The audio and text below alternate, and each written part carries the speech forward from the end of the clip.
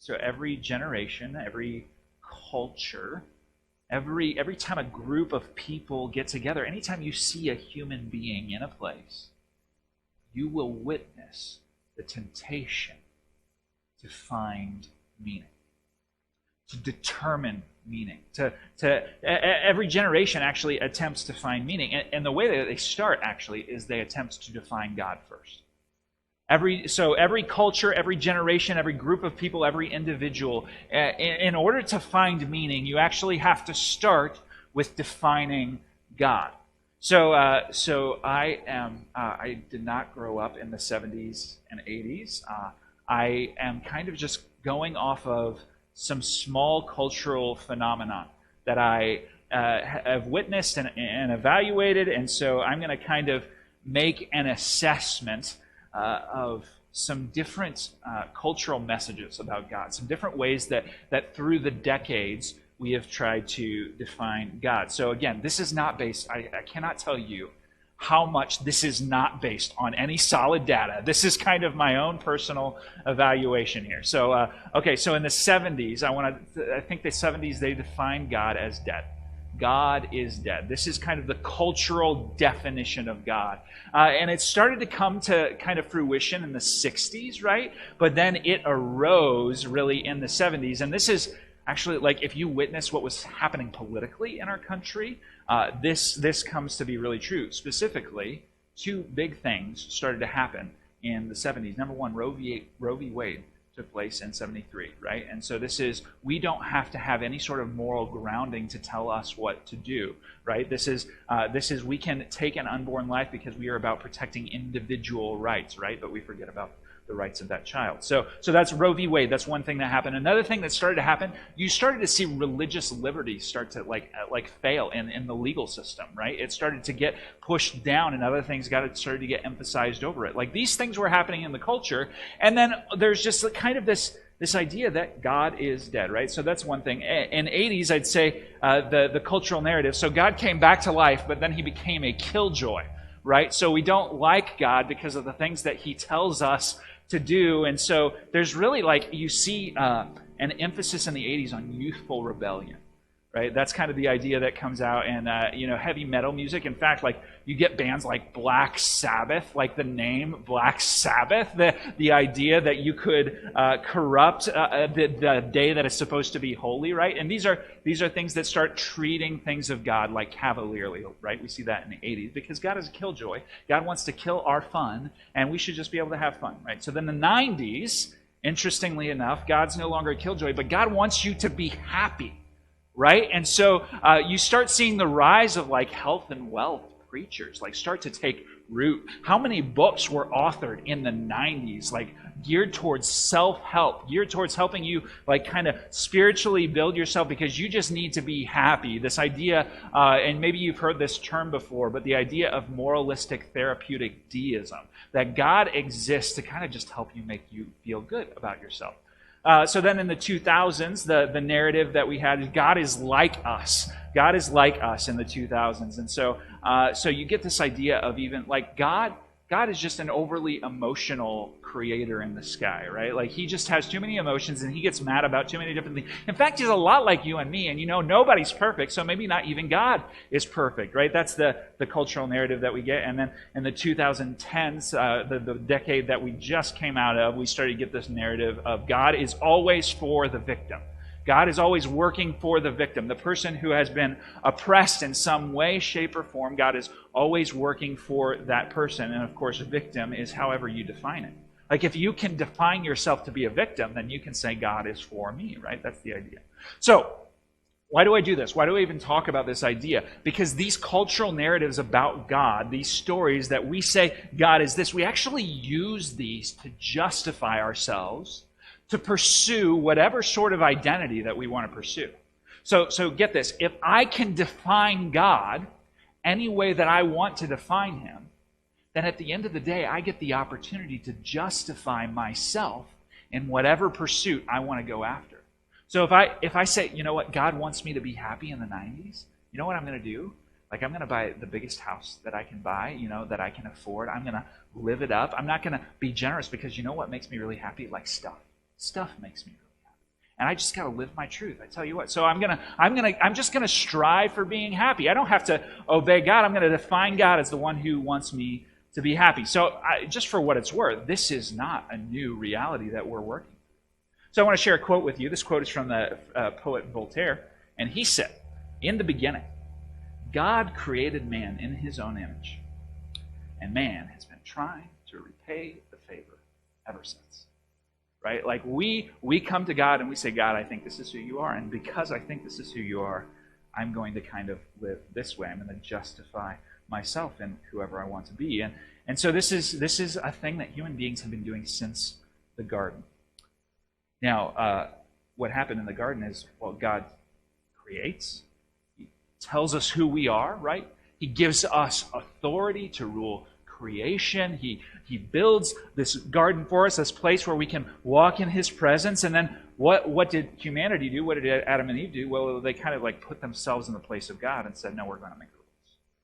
Right? And ever since then, we have said, no, I'm going to make the rules. Like that's kind of the pattern that we've been going for. And actually, like this happens in Egypt, right? So interestingly enough, Egypt, as we watch the Israelites in Egypt, like the Egyptians, they said, you know what? Like a basic human desire, a basic human want that we have is like, we need food, right?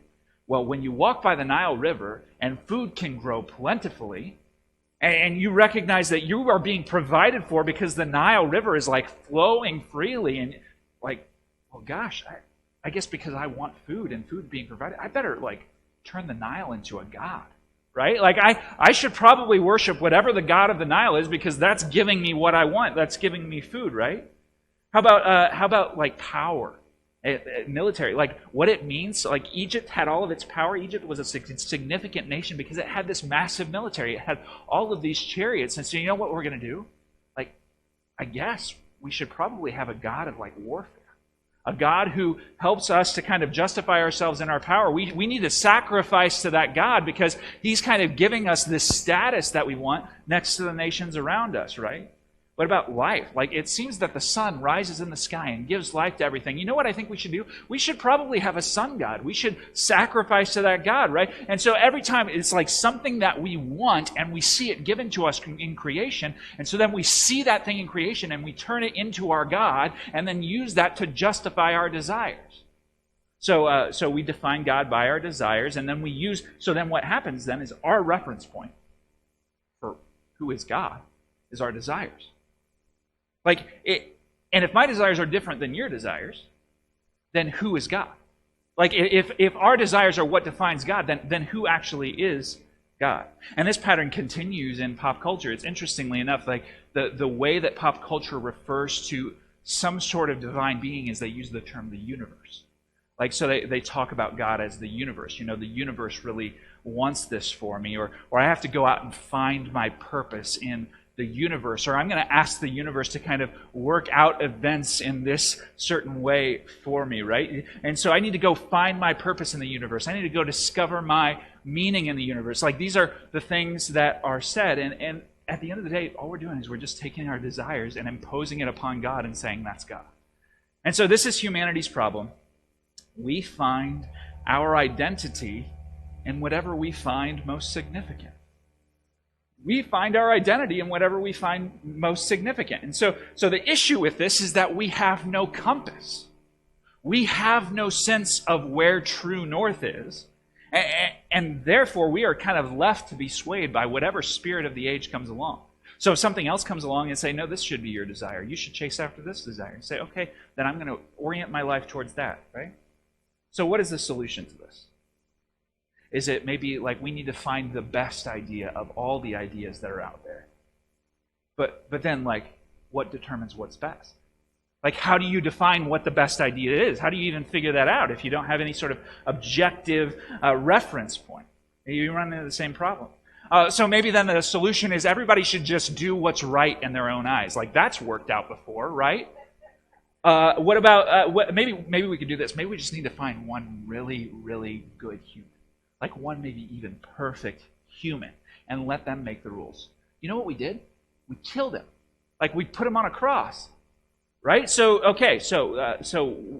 this whole concept, it starts to devolve because we can't find a solution to our identity. And our only way out of this dilemma, ultimately, is that we need somebody who has a greater authority than we do to speak in from the outside and actually tell us who we are, to actually do the defining for us. And so that brings us to Exodus 19. That's where we are. And so these next 2 weeks, we got 2 weeks left in Exodus, and then we're going to take a break for the fall. We'll fall into December. We're going to take a bit of a break and dig into some more practical stuff, just for how do we love our neighbors well, how do we draw them to Jesus, and those kinds of ideas. But these next 2 weeks, we're in this series called Approach, and the idea that we're working from is that the Israelites, they have been in Egypt, but now they are coming to meet with God at the mountain. They're approaching God. And there's something about this event, like they had defined themselves by the standards that existed in a pagan society. But God saved them out of that pagan society. And now they are coming to Him. They're going to meet with God, and God's actually going to tell them, like, who they are. They actually officially become a nation here. This is where this happens. They're going to approach God, and they're going to get a new point of reference for what is true about their world. They'll actually understand who really determines their identity, and the hint is this: they don't just go out and find it somewhere. It's given to them. So, Exodus 19, verse 2, it says this. At the end of verse 2, it says, "There Israel encamped before the mountain." They're at the mountain. And then verse 3, it says, "While Moses went up to God, the Lord called to him out of the mountain." Now he's going to give him some instructions. "Thus you shall say to the house of Jacob and tell the people of Israel." He has a message to deliver. So verse 4, here's the message. "You yourselves have seen what I did to the Egyptians." So you remember your identity. Hey, Israel, remember your identity in Egypt. Remember who they said that you were? Like, you were slaves. You were property. You were a means of them maintaining and keeping their power. And therefore, you were less than everyone else. You were at the bottom of the totem pole, right? And so that was your point of reference. That's who you were. But then also you look at the way the Egyptians got their identity. Like Pharaoh just worked to maintain his power. He used you. He did whatever he could. He justified all sorts of atrocities to kind of maintain his power. And you know what? For Pharaoh, it was, I desire power, and therefore the gods must want me to have more power. And so I'm going to do whatever I can to maintain that power. And so you kind of learn all these lessons about identity in Egypt. And then what did God do? Well, God showed up, and He put every Egyptian system to open shame. He took the gods and put them on display and showed how He was more powerful than every single one of them. And then what did Egypt tell Israel about their identity? Your identity is in your work, maybe. Maybe it said, you know what, food and provision comes when you please the right God. Maybe it said something like, you know what, if you have military, as a nation, you have everything. These are the lessons about identity. And so God shows up, and what does He do? Well, if your identity is in your work, God shows up and shuts down the Nile River and functionally shuts down life in Egypt. Nobody can do anything. So if your identity is in your work, well, guess what? You ain't got no work to do. And then what does He do in the wilderness? So not only does He teach Israel that your identity can't be in your work in Egypt when He shuts life down, but then He takes them out into the wilderness and He says, one day, you're not going to do anything. You're going to take one day and you're just going to rest, and I'm going to provide for you anyway. Okay, so then talk about the idea of identity being in food or provision or resources. What does God do in Egypt? Well, God comes along and He destroys their food resources, right? He puts famine in the land, and out in the wilderness, He takes Israel out in the wilderness just to show them this, and He actually gives them food, and He says, you know what you can't do? You can't gather it for yourself. You can't go and supply it for the next day. You can't hoard it up, because you're going to have to learn to rely on me from day to day to day. Right?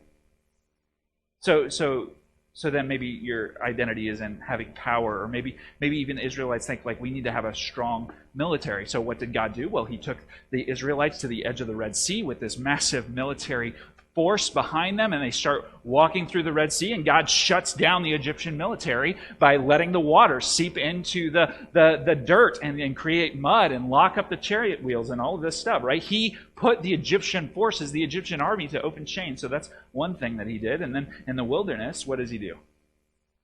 He takes them up against the Amalekites, and he says, hey, if you stay focused on my power, you are going to overcome. So every step of the way, God is actually kind of putting away this idea that your identity is found in something in this world, and he's kind of showing it as useless. Like every form of Egypt's identity that they would be prone to kind of find their truth, find their meaning in, he's showing that none of this holds up to be sustainable. Every single source of identity in Egypt is lost. And you know what? The story, since Egypt, the story hasn't changed. Our world's way of finding identity is useless and lost at the end of the day. Maybe it's you find your identity in your work or your accomplishments.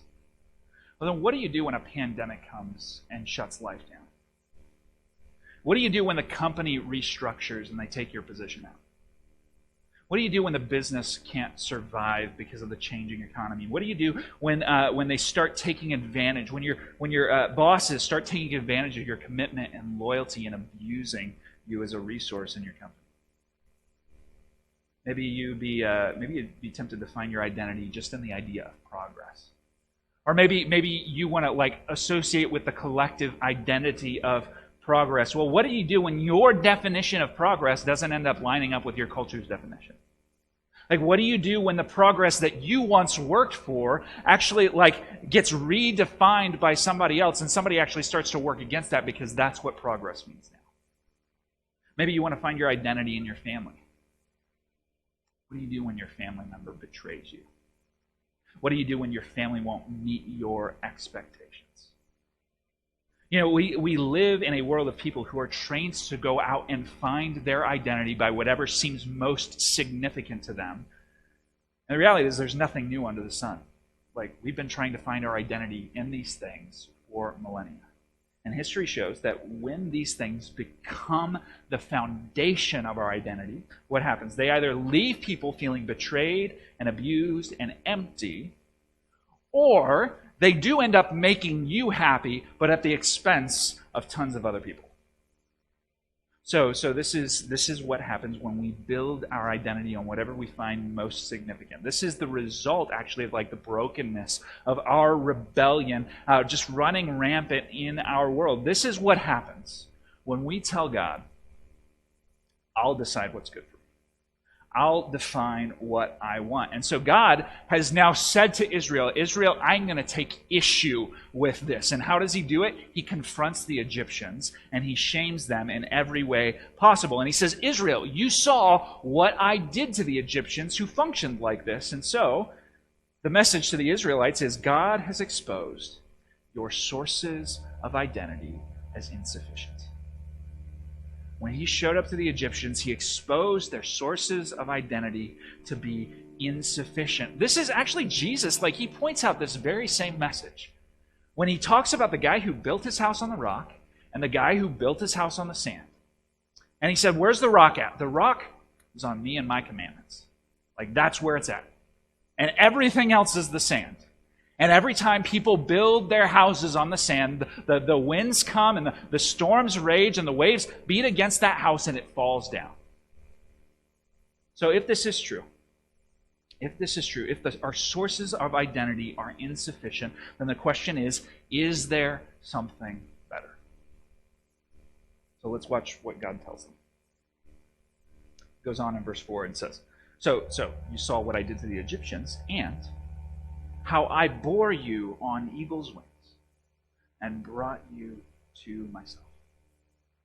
So God, he has this reminder for them. Hey, Egypt was a broken place. Egypt didn't give you any direction. It didn't give you any significant meaning. You didn't have a purpose. You just existed to fuel the system there. Egypt showed you nothing good. and I exposed it. And then what did I do? I saved you out of it. So this is the first thing that God tells them. Hey, you know what? In Egypt you were lost. Now you are rescued. In Egypt you were lost. Now you are rescued. So for the Christian, what does this look like? Because we're not Israel. We didn't get saved out of Egypt. What does this look like for us? So God, for us, He exposed our brokenness. He exposed our false sources of identity. And then what did He do? Well, Jesus came and He wore the wounds to pay the price for those false sources of identity. And then Jesus destroyed the power of your enemy who is striving to keep you inside of those false sources of identity. And then Jesus came and He made you clean and right by His sacrifice. Like that's what He did. So not only did He expose it, but then He came and saved you from it. So now you don't have to go out into the broken world and find your identity, because God actually came and pursued you and gave you your identity. That's what happened. You don't have to go find out who you are and try to understand more about what you could be. No, God comes and tells you, let me tell you who you are. You're rescued. You are saved. You have been pulled out of something that was full of death. You were lost, but now you've been found. So verse 5 goes on. It says, now therefore, if you will indeed obey my voice and keep my covenant, you shall be my treasured possession among all peoples, for all the earth is mine. So notice the if statement, right? God says, you know what? If you will show me value, if you will show me that you value me, and if you will actually honor the value that I have for you, if you will do these things, then I will give you what you have been asking for. I will keep fighting for you. But here's the reality. If you do not, if you don't honor the things that I honor, if you don't value this value that I placed on you, then I will stop fighting for you. That's kind of the idea that's presented here. Actually, this if-then statement. This is a common arrangement between kings and the people that they conquer or that they rescue. The idea is the king comes and says, this is what I did for you. So if you will obey my laws, I will continue to protect you. That kind of idea is presented. And so I want to, you get the benefits of the king. When the king comes and rescues you and does these things for you, he says, I will give you my benefits. So what is the benefit that they get? Well, they get to be called a treasured possession. Just so you know, this makes no sense for any god in the ancient Near East. No god would call people their treasured possession, right? People are pawns in a game to them. They are a means to an end. They are what accomplishes. So Israel is unique, and that God says to a people, you will be my treasured possession. It's usually the other way around. The God is the person's treasured possession, right? It's the thing that they keep in their house. It's the thing that they bow down to, the thing that they give offerings to, right? This is the idea that's presented. But never does a God in the ancient Near East tell people, you are my treasured possession. And here comes God, and He gives this message to Israel. And He says, I've rescued you. And now I'm calling you to be more than rescued. I'm calling you to be treasured. So this is what I'm going to do. I'm going to give you direction. And I want you to receive that direction. I want you to fulfill that direction. I want you to actually be my treasured people. So the second identity that God gives to them is, you were lost, but now you are highly valued. You were lost, but now you are highly valued. So I have a question for you. When you think about your relationship with God, what is your kind of consideration of the first thought that God has about you? When you approach God, what is your impression of God's impression of you? How do you think God thinks of you? Because I get the sense that, especially if we've grown up in any sort of Christian sphere, that our first kind of knee-jerk response is, maybe I'm unwanted by God. Maybe I'm worthless. God really, He's kind of just obligated to this relationship with me, right? Because obviously, I don't provide anything of value here. God's just doing it because He, required to do it. He's just kind of doing this out of duty, right? Like that, the temptation to think along these lines is incredible, right? We think of God, and God just like doesn't like me. He doesn't want me, right? These kinds of concepts. So if that's my second question, if that's like the idea that you have, I want to ask you a second question, which is this. What if every thought you had about God started off grounded in how much God actually values? Like what if every single thought you had about God as you approach Him actually started with the idea that He has placed immense value on your soul? And so you might hear that and you might say, yeah, but God's angry about the things that I've done. God's angry with me about the things that I've done. Okay, sure, okay, I'll go with you for that for a little bit. Why is He angry? Why is God angry? Sin and rebellion, like these things that we do, these things that displease God, they are so problematic in the first place because of the value that God has placed upon us. Like when the Bible gives us instruction to not sin, like part of the reason that sin is so problematic is because God has placed immense value on it and we've thrown it in the trash. Right? Like that's what we're doing. And so when God calls you away from an action and to a different action, it's because He knows that the action you're pursuing will steal away your ultimate joy. Because He values you so much and He's actually pursuing what He knows is good for you.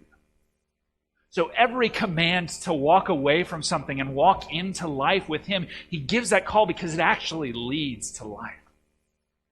So He says to Israel, I value you so much. And I'm actually going to work to show the nations around you how much I value you. Like those other nations are going to look at me and look at the way that I act towards you, and they're going to see that you are my treasured possession. And so if you want the value that I have for you to continue to work for you, then you need to show me the same honor that I'm showing you. You need to show yourselves the same honor that I'm showing you. You need to see the value that I have.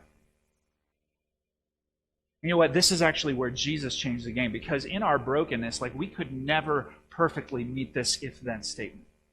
So Jesus, He actually fulfilled the law for us through His sacrifice and actually enabled us. So what He did, He came and lived perfectly. He lived the law out perfectly. He fulfilled all of the ifs for us. And then what He did when He went to the cross is He enabled us to take ownership of His perfection while He went to the cross and took ownership of all of our failures. Like that's the exchange that took place. And so Jesus comes and actually like gives us this identity where we actually can all the time be called highly valued by God. We can be called God's treasured possession. And so the good news is if you follow Jesus, like God's value for you is constantly on display. Like you fail, you know what you do? You go back to the cross and watch God's value for you on display in Jesus. You sin, you stumble, you fall short, you go back to the cross and look at God's value on display for you through the person of Jesus. So the second piece of identity that God offers to His people is He says, you are highly valued. It's not, you need to go out and find your value. It's you need to receive the value that I give. So verse 6. You shall be to me a kingdom of priests and a holy nation. These are the words that you shall speak to the people of Israel. So this is the second benefit of the if statement. And this benefit is one about purpose. So God is in the business of drawing people to Himself. Like this is what He does. He shows people who He is. We actually like watched it play out in the story of the Exodus. As God was there in Egypt and He was working, He actually like acknowledged the possibility that some Egyptians were going to be drawn to Him because of what He was doing in Egypt. And not only that, He actually acknowledged the possibility that as Israel left and went out to the wilderness, that there were going to be sojourners out there in the wilderness who are going to be drawn to God because of His mighty actions, because of His deeds, because this is what He does. He doesn't just like go after one people, but then He opens it up and He gives His people like this opportunity to display who He is to the world around them. Right? So when God calls them a kingdom of priests, what do priests do? Priests help people relate to God. priests show people who God is, the kind of standards that he has, like what he is to do for the world, how he works, and what his ways are. And so when God calls them a kingdom of priests, he's saying, you know what you do?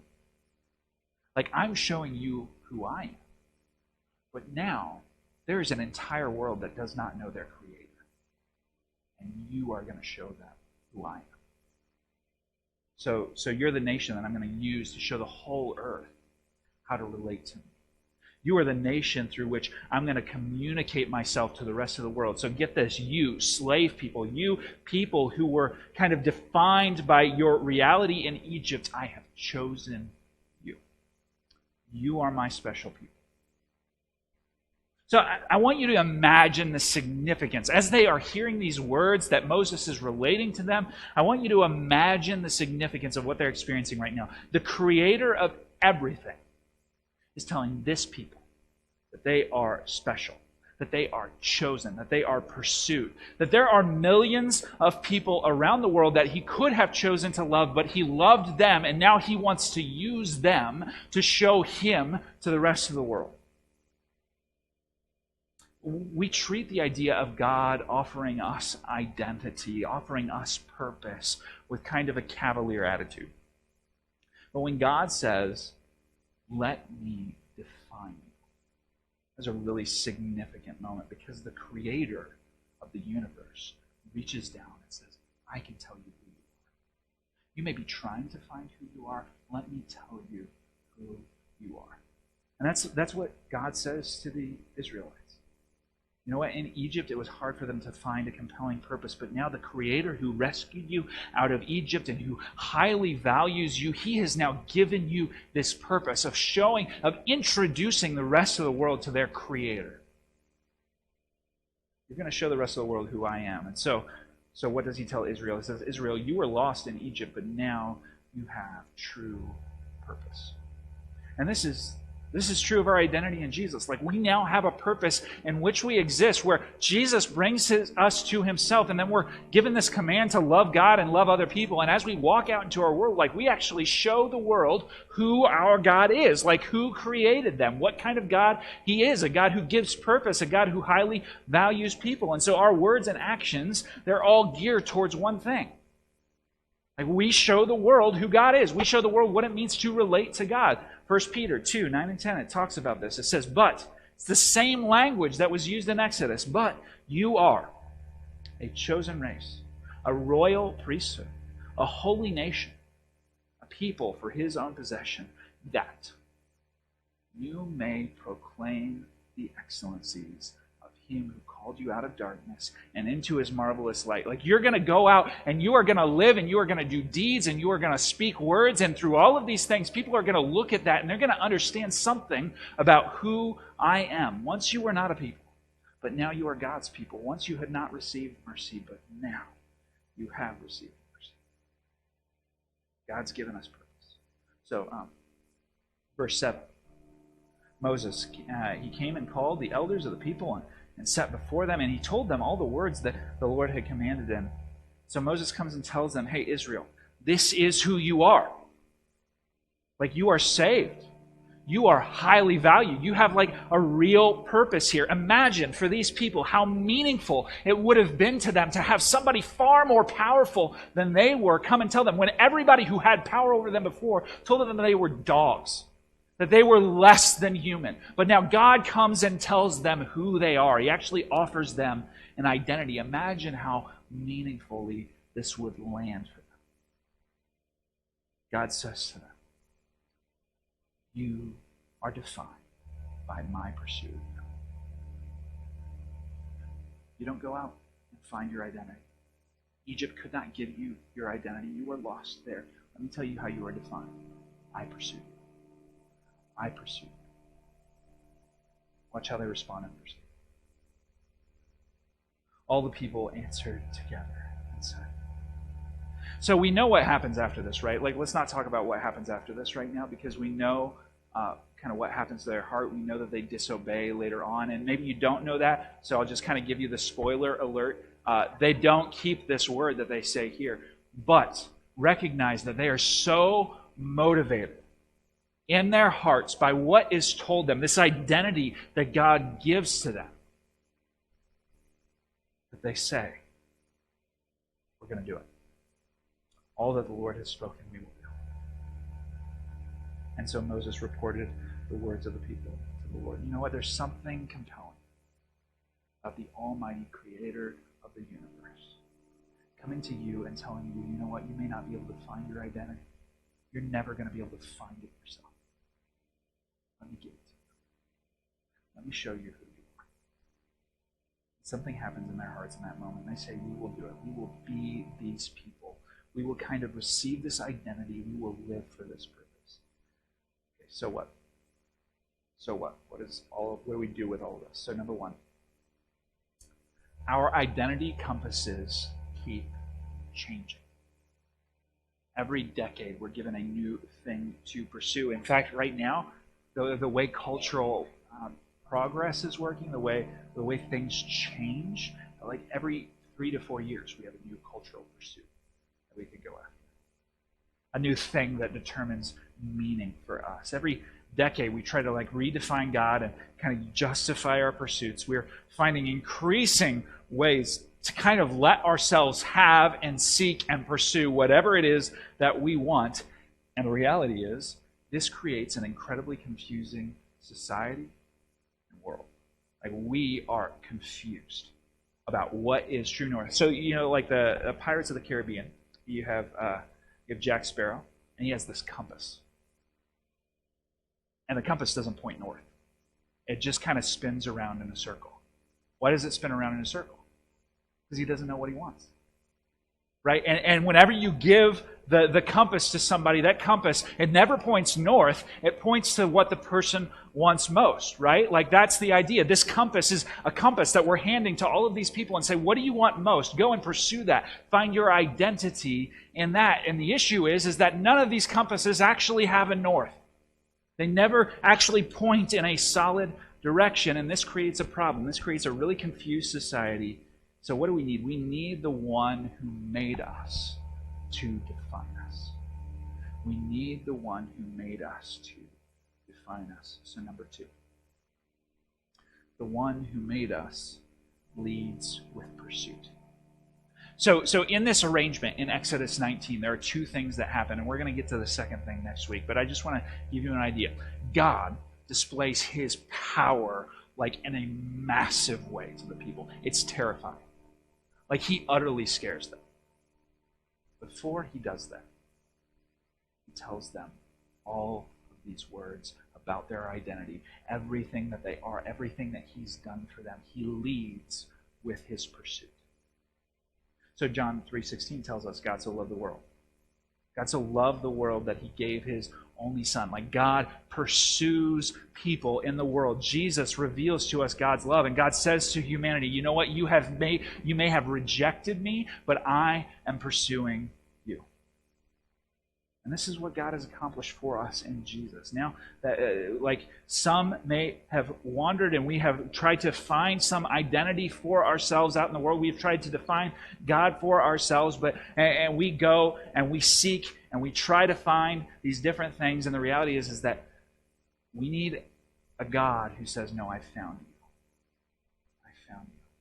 And that's we've been referencing it here off and on, but the song Amazing Grace, it's not like I once was lost, but now I've found my way to you, God. It's not I once was lost, but now I've discovered something significant and meaningful to me. It's not I once was lost, and now I'm finding my meaning in you. No, it's I once was lost, but now am found. You found me.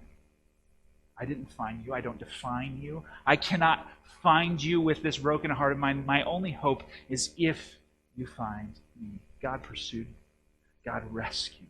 God extended forgiveness to you. God called you. God gave purpose to you. God sent his son to die for you. God gave you the Holy Spirit to empower you and live in you. If God does not pursue us, if God does not give us our identity, then we are lost. But the good news this morning, church, is that God has indeed given us our identity. He calls us loved. He calls us highly valued. He calls us pursued. He gives us purpose even when we live in this world where it can't. Church, that is extremely good news. Would you pray with me? Father, this morning, as we just consider the amazing reality of what it is that you do for us, what you offer us, what you give to us, Lord, you are so, so generous. When you created everything, and in creation you stepped in and you offer identity. But there are so many messages that might lead us to find our identity and other things, even to pursue the things that we desire most. But God, you've been gracious enough to show us, expose that our desires do not lead us to a good place. They can't actually sustain, that they can't actually hold up the house. But Lord, you didn't just leave us to crumble. You offered us something true, something good, and something that we could hold on to about ourselves. Lord, you called us, pursued. You reached out and found us. May our hearts never lose sight of this truth. Lord, as we walk out into the world, may we be people who convey these very realities to the people around us. That there's a God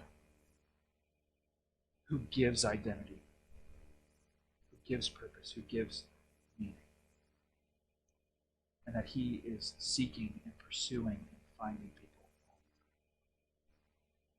Lord, help us remember these things. Hold on to these things. We pray all of this in Jesus' name.